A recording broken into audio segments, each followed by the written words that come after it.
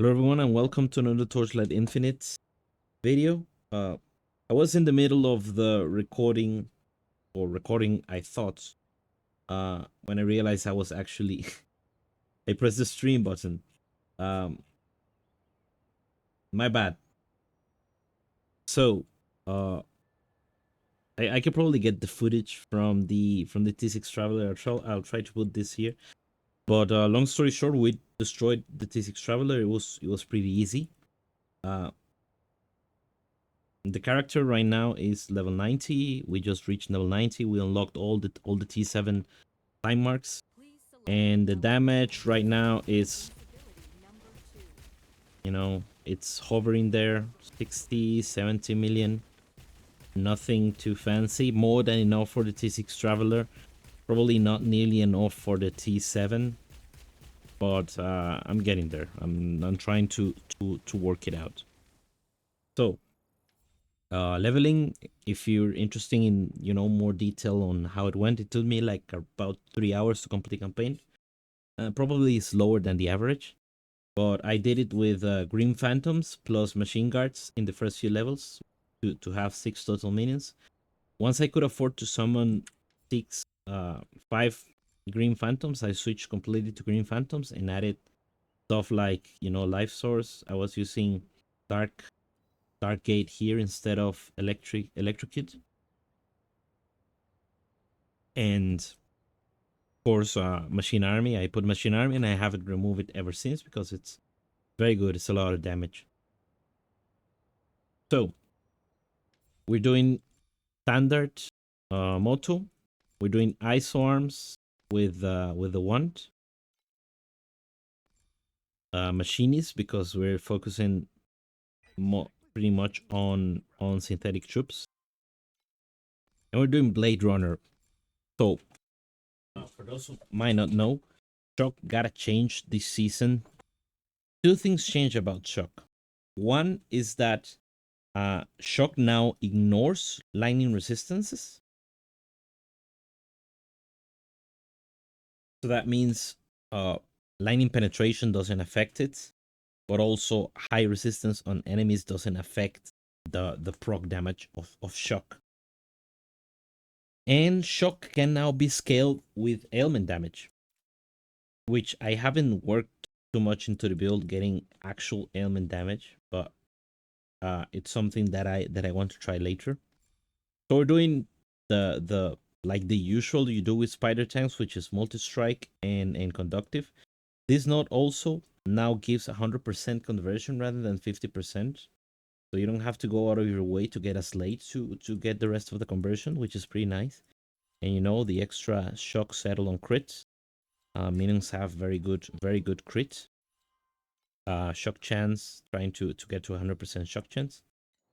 And let's go over the gear. I'm using the new set, so this is pretty good. I think it's very good for early stages of gearing, but it's likely that you're gonna switch out of it rather fast because these items like tier 1, these just drop like candy now. Tier 1, double tier 1, they're dropping everywhere, so you'll be able to get, well, crafting is a little bit more difficult now, but all in all, you might be able to just get a couple of good pieces and craft good gear from that, like these weapons. Look at this. This is insane. This was like a 20 FE weapon on the market. This one like 2 FE. I bought these rings as well with minion damage. These you have to farm yourself. These cannot be traded, so you have to drop them. The Mining Fusion was the first thing I bought because it gives you Dark Gate, and Dark Gate also got changed to where it now gives you additional damage on top of the whole command shenanigan. So it's actually worth using, and if it weren't for these boots, I will have it on my bar because it's very good. And the gloves are complete trash. Okay, so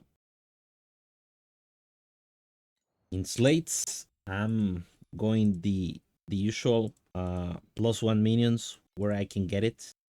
+1 synth. This is just sealed mana. Minion damage command. I'm trying, you know, to gear it up as standard at the moment, because Moto got changed a lot. I mentioned it in my previous video. You can take a look at everything that changed. Well, basically, attack speed is much scarcer now. So that's why the weapons, I'm focusing on getting these mods, tier 1 on the ones. And if I switch to a two-handed hammer, I will have that mod in the hammer as well. And probably double damage will be there as well. And crit damage will most likely be the last mod. And in the prefix, as you know, the usual +1/+1, +2/+2, it's ideal. With minion damage and some damage applied to life if you're gonna do isomorphic arms, which is worth even with a weapon like this, right? You're getting double damage here, double damage here, and this minion damage is also double dipping, so it's a lot of damage through isomorphic arms. But of course, without gameplay, it's just empty words, right? So we're gonna do one of the T7s. Sorry for the stutter.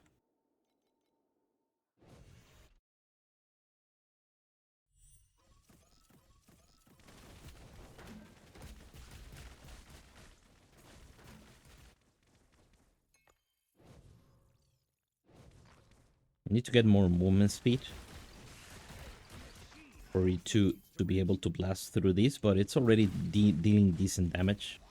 This is of course completely unjust, but with this farming T7, you know, you boss rush, you farm the T8 beacons, you start selling the T8 beacons for people that are playing much stronger builds and much stronger baseline builds. And then I'm gonna use that to source the experiments into either... I really want to try Spellburst Grim Phantoms. That's the #1 build I want to make. Second priority is try to remake the Thunder Spirit build. And the third one would probably be to do a probably Spider Tank. Trying to make this Spider Tank shock accumulation build, shock settling build, scale way higher. But it's a matter of a lot of testing. You know, the Spider Tanks is really good with the Farewell Desire and multi-strike shenanigans. So that's kind of tested. But there are a lot of pieces that we need to farm. We need the belt, Winter of Origin. We need the helmet. We need the amulets. And that's gonna... the amulet doesn't drop. So you need to...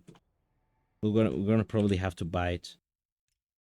So that's basically the current setup of the build. Again, with this you can farm T7s, and with T7s you can... okay, I want to make currency and play a stronger character, or I want to keep pushing through with Moto. I think this is a safe setup for a league start scenario where, yeah, I bought some stuff because I dropped FE, but you know, all of this you farm for yourself. It's a 4-piece set. The 6-piece is good because it gives you command, and that's something I want to build into, but I haven't been able to drop the 6-piece set. And at this point, I don't know if I will continue to go for the set or maybe just actually craft strong gear. Especially if you can get like Fiend Crown here, then you switch to the glove set, and then you still keep the 4-piece, which is pretty good because it gives you elemental resistance, all resistances, not only elemental, so it gives erosion resistance too. Overload effect, and you get overload duration. Regarding the relics change a lot, and these change a lot as well.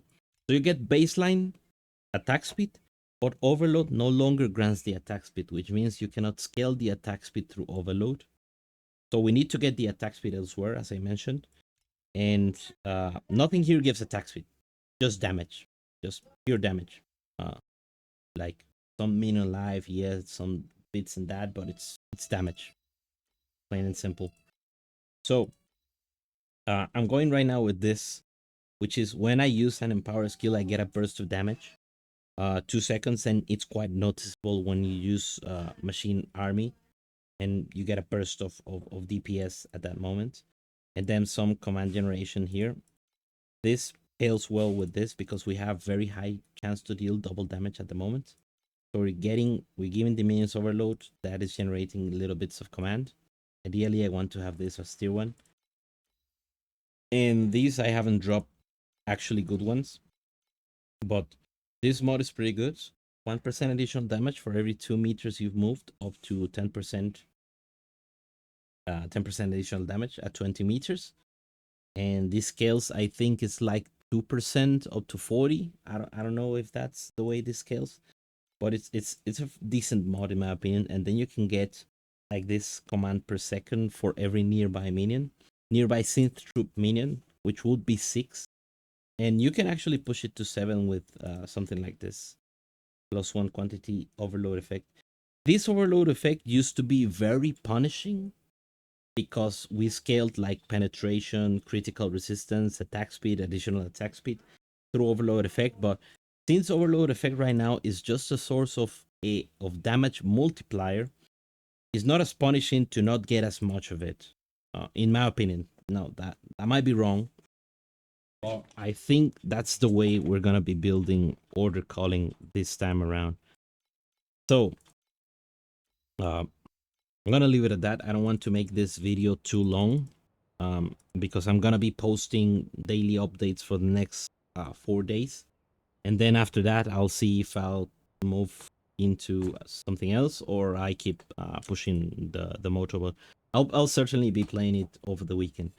I'm also gonna be streaming a little bit in the next couple of days, so you can follow me on, you can find me on Twitch.